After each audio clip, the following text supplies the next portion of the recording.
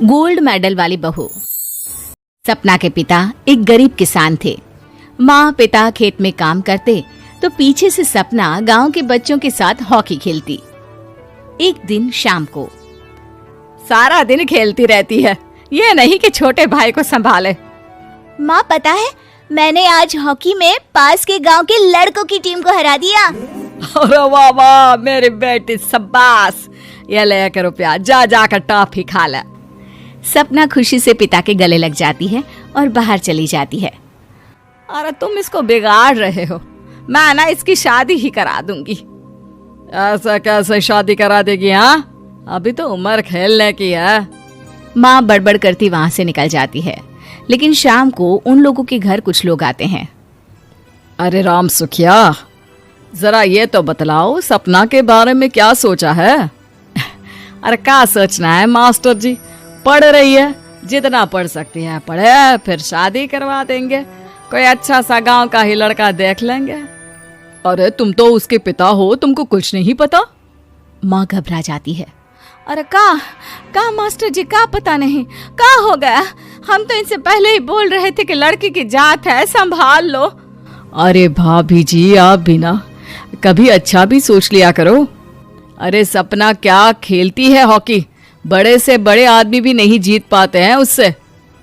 कल गांव में एक टीम आ रही है, लड़कियों की हॉकी खेलने उसे भेज देना, वहां शायद कुछ बात बन जाए।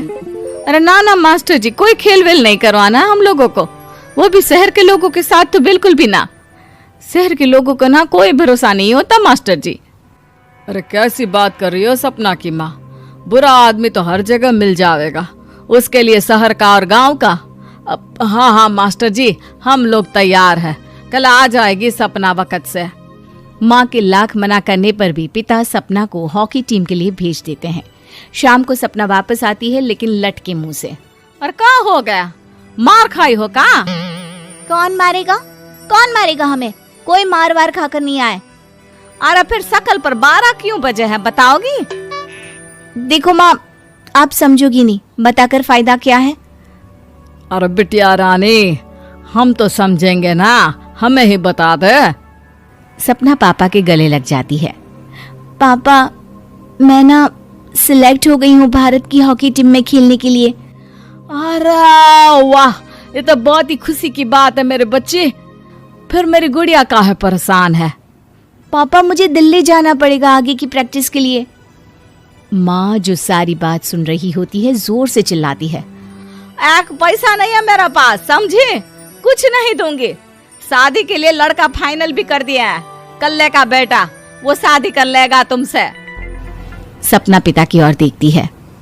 अरे देख सपना, खेलने दिल्ली जाना है तो सिर्फ इसी शर्त पे कि आकर कल्ले से बेटे से चुपचाप शादी कर लेगी, बोल।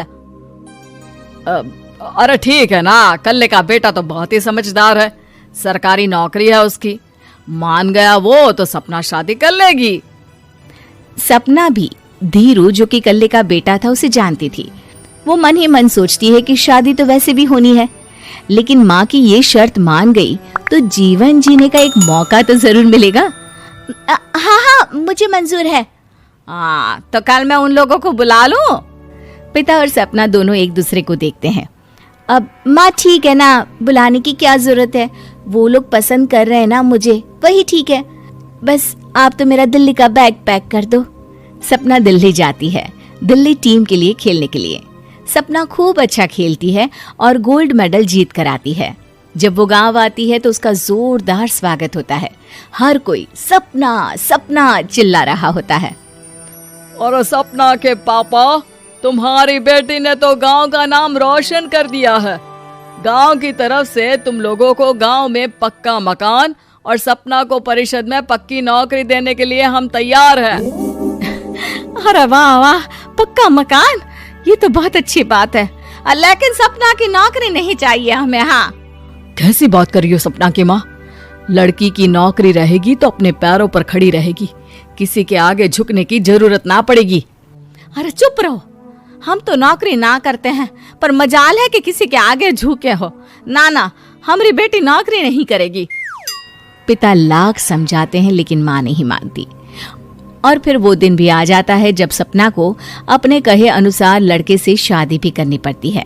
ससुराल में ए बहू, तू रोज रोज सुबह कहाँ जाती है? घर का सारा काम निपटा कर कहाँ भागती है? माँ का घर तो पास ही है, वहीं निकल जाती है क्या?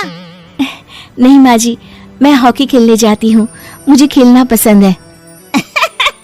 खेलना पसंद है? अरे कैसी बात कर रही है बहू, शादी के बाद तो कोई लड़की खेलती फैलती नहीं है, वो घर का काम काज देखती है। सपना कुछ नहीं कहती। वो एक रोज कमरे में अपनी अलमारी ठीक कर रही होती है कि तब सुनो, वो जो लटक रहा है ना, क्या बोलते हैं उसे? मेडल। सपना पति की बात सुनकर खुश हो जाती है, उनके पास जाती है। मैं सोच ही रही थी कि तुमने कभी पूछा क्यों नहीं। ये मेडल है, मैंने जीता है, पता है? हॉकी में बड़ा मैदान, बहुत से लोग, 2 टीम और फिर शुरू होता है जुनून। पता है, लगता है जैसे बस जिंदगी यही है, खेलते रहो, भागते रहो, दौड़ते रहो और लक्ष्य को पालो। सुनो ना, मैं ना भारतीय टीम के लिए खेलना चाहती हूँ। माँ, यहाँ तो आ जरा। सपना हैरान हो जाती है कि ये क्या हो गया, पति अचानक से माँ को क्यों बुला रहा है। हाँ बेटा, क्या हो गया? काहे गला फाड़ रहे हो? माँ, ये सपना क्या कह रही है? अरे बीवी तो बोलती ही रहती है बेटा, लेकिन क्या हो गया, चिल्ला क्यों रहे हो? ऐसा क्या बोल दिया इसने? माँ ये बोल रही है कि इसको खेलना है भारतीय टीम के लिए। सपना डर जाती है। नहीं माँ जी, मैंने कहा कि मैं चाहती हूँ कि वो मैं बोला था ना, शादी के बाद कोई खेलता नहीं, घर का काम काज देखता है, लेकिन फिर भी। नहीं माँ जी, ठीक है, मैं घर का काम देखूंगी, कल से मैं खेलने भी नहीं जाऊंगी, माफ कर दीजिए। सपना पति की तरफ देखती है जो माँ की तरफ देख रहा होता है। उसे गुस्सा तो आता है, लेकिन करती भी तो क्या, सास के सामने कैसे पति की क्लास लगाती।